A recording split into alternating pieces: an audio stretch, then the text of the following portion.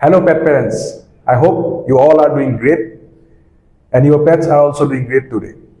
Hi, I'm Dr. Raghav, and today we are going to discuss about a viral disease which is very common in India. This viral disease is caused by a virus known as parvovirus, which is a very contagious and infectious disease. And ये जो parvovirus है, mostly ये puppies को attack करता है, जो unvaccinated puppy है, जिसका वैक्सीनेशन हुआ नहीं है, उसको अटैक करता है.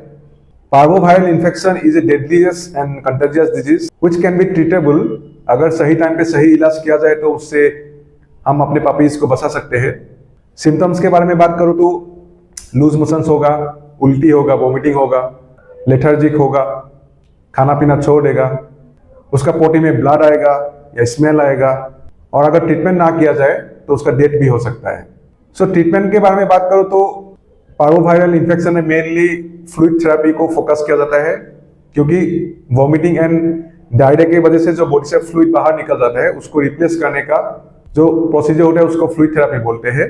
तो फ्लूइड थेरेपी मेन होता है, उसके साथ साथ सपोर्टिव ट्रीटमेंट भी दिया जाता है, जैसे कि मल्टीविटामिन दिया जाता है, एसिडिटी के लिए एंटासिड दिया जाता है, वॉमिटिंग के लिए एंटी एमिटिक ड्रग दिया जाता है, सेकेंडरी बैक्टीरियल इन्फेक्शन से फाइटिंग करने के लिए एंटीबायोटिक का इस्तेमाल किया जाता है. तो ये जो फ्लूइड थेरेपी या जो ट्रीटमेंट होता है ये मॉर्निंग इवनिंग 12 आवर्स गैप में देना चाहिए, क्योंकि जो आप मॉर्निंग टाइम पे उसको सलाइन या ट्रीटमेंट करोगे वो शाम तक या इवनिंग तक काम करेगा. फिर इवनिंग जो आप ट्रीटमेंट करोगे वो पूरा रात तक काम करेगा. मतलब एक प्रॉपर बैलेंस उसको मिलेगा, प्रॉपर सपोर्ट उसको मिलेगा.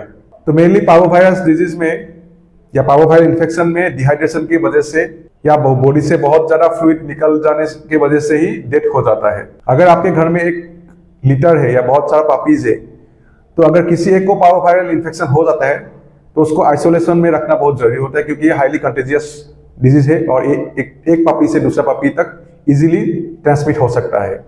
प्रिवेंशन के बारे में बात करो तो पार्वोवायरल इन्फेक्शन को प्रिवेंट करने के लिए उसका वैक्सीन आता है. 45 डेज में पपी डीपी वैक्सीन लगाना चाहिए और 60 डेज में DHPPL का फर्स्ट डोज लगाना चाहिए. उसके बाद उसका बूस्टर लगेंगे. तो इन फ्यूचर जब भी आप किसी से पपी परचेस करोगे या पपी एडॉप्ट करोगे तो उसका वैक्सीनेशन हिस्ट्री आपको पता होना बहुत जरूरी होता है, आपको मालूम होना बहुत जरूरी होता है, क्योंकि एक बार पार्वोवायरल इन्फेक्शन हो गया तो बहुत क्रिटिकल कंडीशन में आ सकता है. पेट पेरेंट्स अपने पपीज को रेगुलरली वैक्सीनेशन कीजिए, उसका डिवॉर्मिंग कीजिए और उसको वायरल डिजीज से बचाइए. Thank you.